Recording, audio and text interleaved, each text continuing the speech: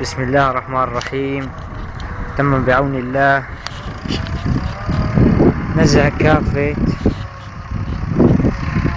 المادة المخدرة في ريف حماة الشرقي بعدما تم إلقاء القبض على التاجر والمزارع الذين كانوا يزرعون هذه المادة المخدرة في ريف حماة الشرقي. قامت كتيبة بلال الحبشي بإلقاء القبض عليهم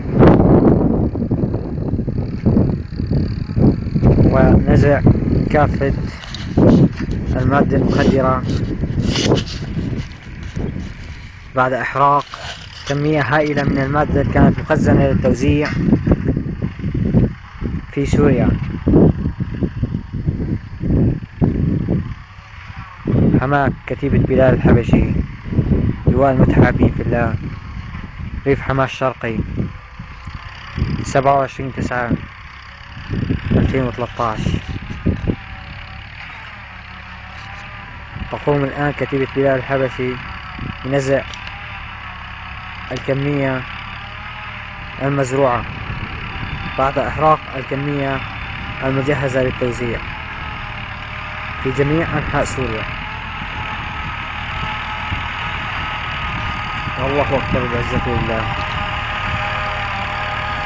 حماة كتيبة بلال الحبشي، لواء المتحابين في الله.